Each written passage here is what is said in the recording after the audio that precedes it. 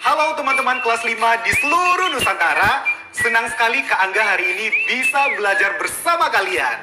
Oh iya, teman-teman sudah berolahraga belum hari ini? Kalau sudah, yuk kita mulai pelajaran kita hari ini. Sebelum itu, kita berdoa dulu ya.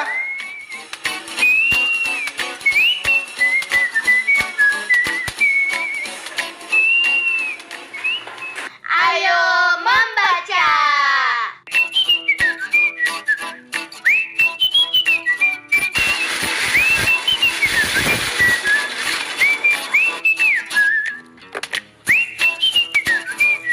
Teman-teman, sebaiknya sampah organik, sisa memasak, atau sisa makanan kita jadikan kompos. Selain bermanfaat, juga mengurangi polusi sampah yang ada. Teman-teman tahu tidak? Sampah di pembuangan sampah akhir itu bisa menjadi gunungan sampah yang sangat berbahaya. Contohnya seperti kasus berikut ini.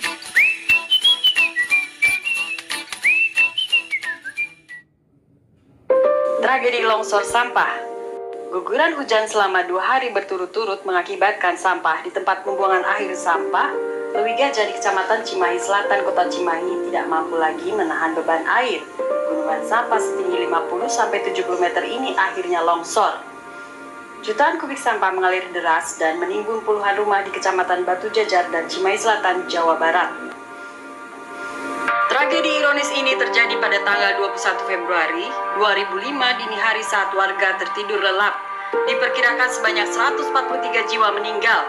Peristiwa ini menghebohkan tidak hanya masyarakat Indonesia tapi dunia.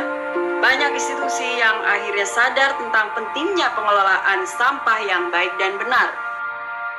Untuk mengenang tragedi ini, setiap tanggal 21 Februari diperingati sebagai Hari Peduli Sampah Nasional atau HPSN. Serem juga ya teman-teman. Mudah-mudahan di daerah teman-teman gak pernah ada ya kejadian seperti itu. Nah, setelah membaca artikel tadi, teman-teman coba menjawab pertanyaan berikut ini. Apa ide utama paragraf pertama teks tersebut?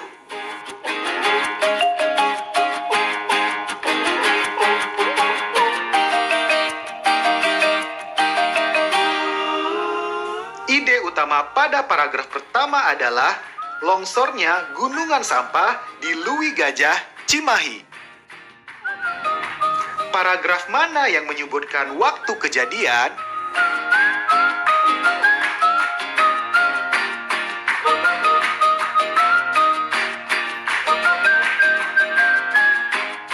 Paragraf ketiga, yaitu 21 Februari 2005. Tuliskan kalimat dalam teks yang menunjukkan jumlah korban dalam peristiwa ini.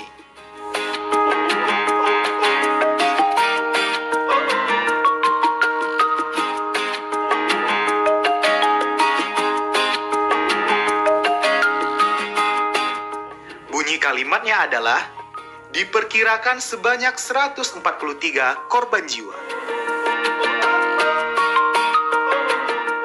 Apa dampak ekonomi yang dirasakan masyarakat akibat kejadian ini?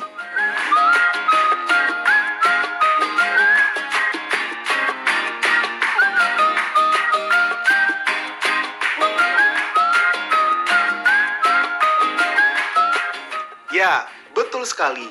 Tragedi ini mengakibatkan banyak masyarakat yang kehilangan rumah dan harta bendanya. Ayo menulis. Nah teman-teman, setelah membaca artikel tadi, sekarang saatnya kalian tulis di buku kerja kalian, buat 5 pertanyaan tentang artikel tersebut. Dengan menggunakan kata tanya, apa, mengapa, di mana, kapan, dan bagaimana. Lihat contoh tabelnya berikut ini.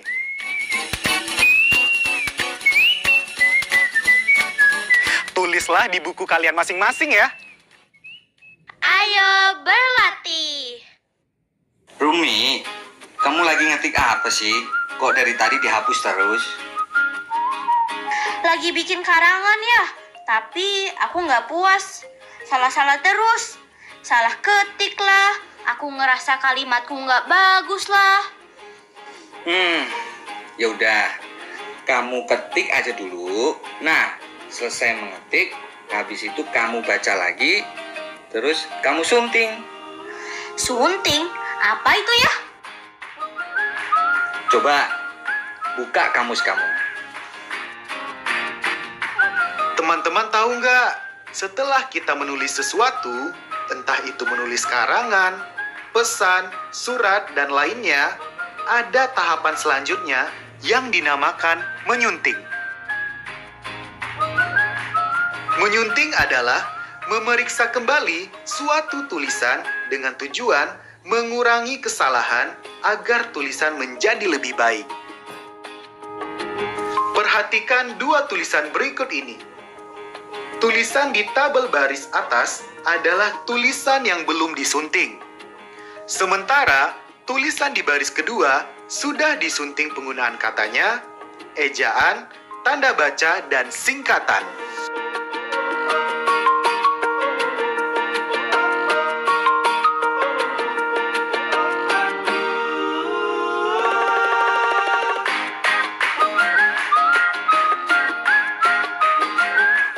Coba, bagian manakah dari tulisan pertama yang sudah disunting?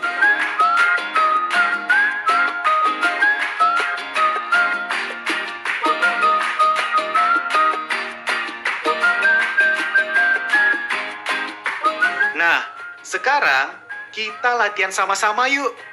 Coba sunting tulisan berikut ini agar menjadi tulisan yang lebih tepat dan lebih baik.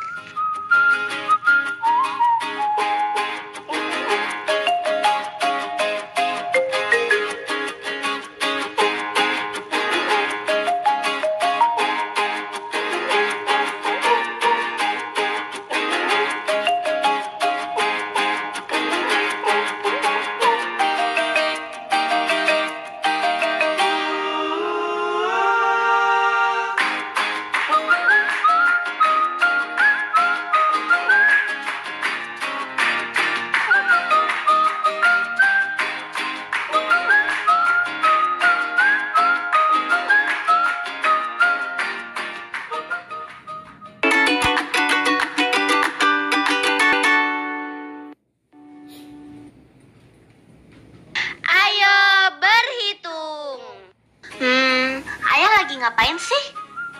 Ini, ayah lagi mengunduh file. Masih lama ya? Enggak, tinggal 10% lagi sih. Tapi masih 7 menit lagi. Kenapa? Aku udah selesai menyunting tulisan aku. Ayah mau baca nggak?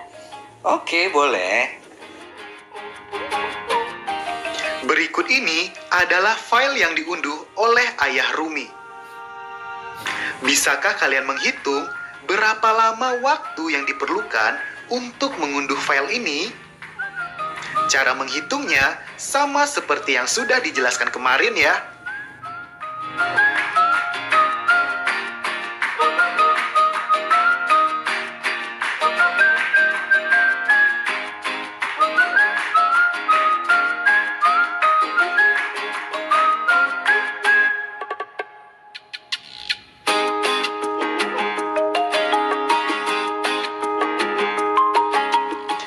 Pertama-tama, kita hitung berapa persentase file yang belum terunduh.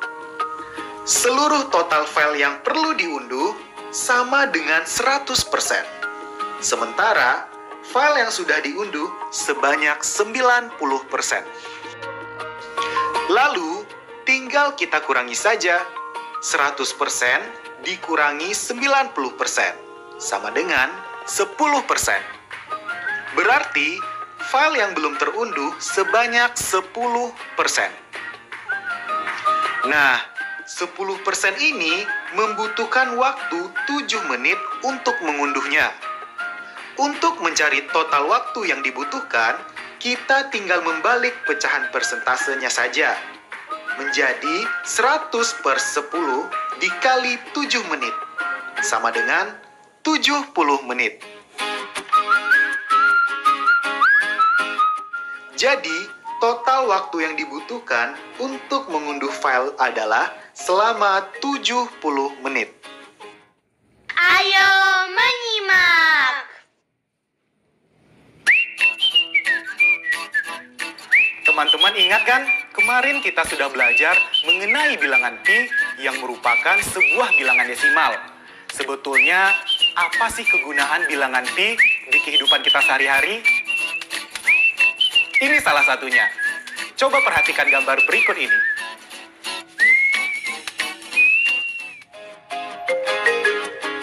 Daerah yang berada dalam lingkaran merupakan daerah yang terdampak gempa dan dapat merasakan gempa bumi yang terjadi.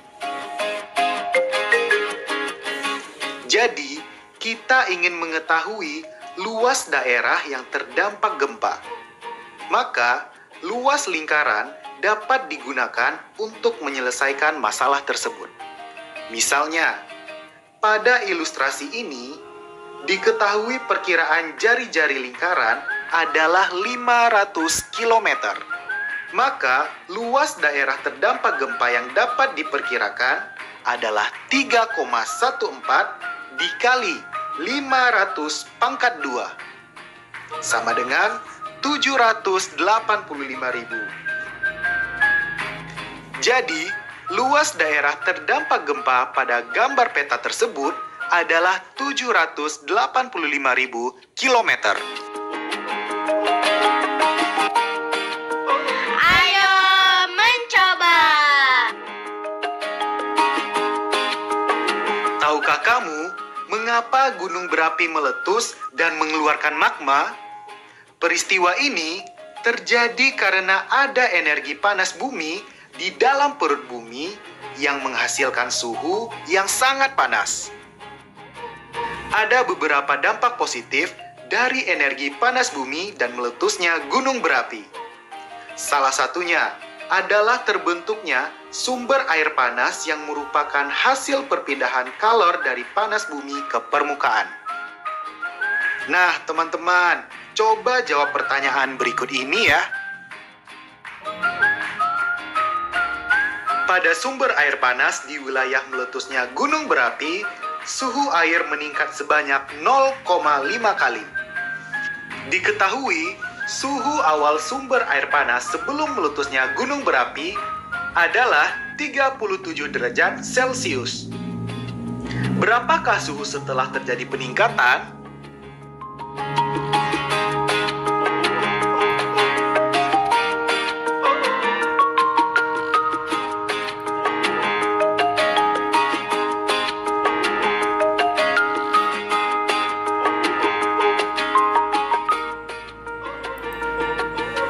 Coba kita hitung sama-sama ya. Pertama-tama, kita hitung berapa derajat peningkatan suhunya. Karena peningkatannya sebanyak 0,5 kali dari suhu awal, maka derajat peningkatan suhu sama dengan suhu awal dikali 0,5, sama dengan 37 dikali 0,5 sama dengan 18,5. Jadi, suhu setelah terjadi peningkatan adalah 37 derajat ditambah 18,5 derajat sama dengan 55,5 derajat Celcius. Pertanyaan kedua, sebuah wilayah yang terkena dampak bencana meletusnya gunung berapi akan diukur ulang dan akan digunakan kembali sebagai pemukiman warga seperti denah berikut. Gambar ini merupakan dengan ukuran masing-masing lahan. Setiap lahan untuk masing-masing rumah akan dikelilingi dengan seutas tali sebagai batas. Panjang tali yang dibutuhkan adalah 51,6 meter. Jika panjang lahan 13,3 meter, berapakah lebarnya? Cara menghitungnya, kita bisa menggunakan rumus keliling persegi. Kita sudah tahu, panjang tali dibutuhkan adalah 51,6 meter. Itulah kelilingnya. Kemudian, yang sudah kita tahu adalah panjang lahannya. Berarti, tinggal kita bagi sesuai dengan rumus keliling berikut. Jadi, lebarnya adalah 12,5 meter.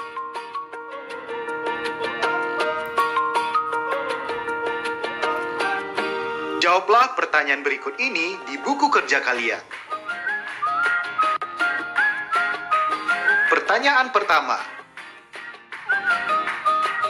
Terdampak sebuah lahan terdampak tsunami, luasnya 74,75 meter persegi. Lahan tersebut berbentuk persegi panjang dan panjangnya 11,5 meter. Berapakah lebar lahan tersebut?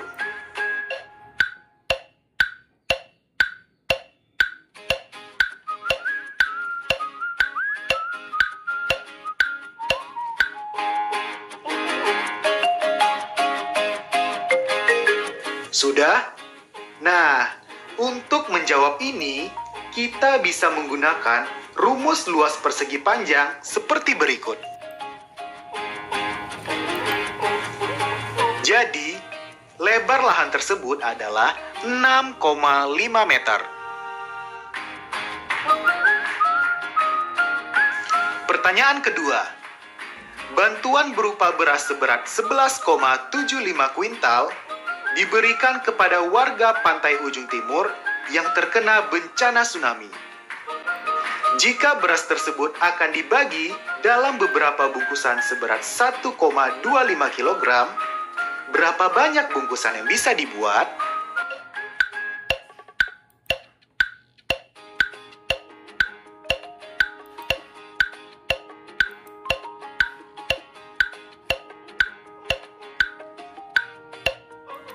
Kalian sudah selesai menghitung? Kita cek sama-sama ya. Untuk mencari berapa banyaknya bungkusan, kita bisa gunakan cara berikut. Jangan lupa, kita ubah dulu kuintal menjadi kilogram. 1 kuintal sama dengan 100 kilogram. Jadi, 11,75 kuintal sama dengan 1175 kilogram.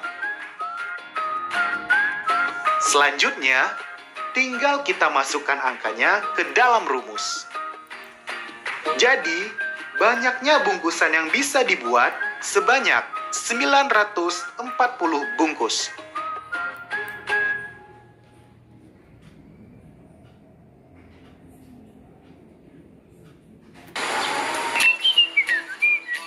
Teman-teman, Kak Angga sudah melengkapi buku tanggap bencana punya Kak Angga dengan ilustrasi. Nah, selanjutnya hal yang harus kalian lakukan adalah menyusun halaman-halaman yang sudah kalian tulis. Dimulai dari judul buku. Setelah itu, kata pengantar, daftar isi, dan juga daftar pustaka. Oh iya, kalian jangan lupa tambahkan nomor halaman di sudut kanan buku atau di atas buku, atau juga di tengah bawah buku. Apabila ada yang ingin kalian tanyakan, silahkan tanyakan ke guru kalian ya. Semangat mengerjakan! Refleksi. Teman-teman, pelajaran hari ini terasa cepat sekali ya. Masihkah kalian ingat artikel yang kalian baca di awal pelajaran kita hari ini? Dapatkah kalian mengetahui apa ide utama artikel tersebut?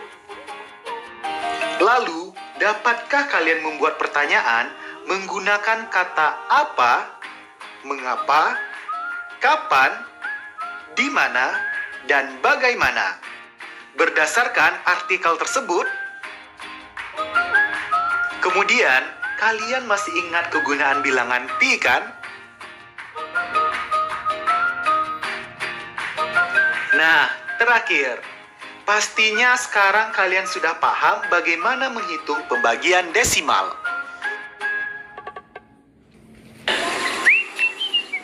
Sambil mengerjakan proyek kita minggu ini, jangan lupa berlatih terus ya di rumah agar ilmu yang kita dapat hari ini bisa terasa. Tetap semangat, sampai jumpa besok.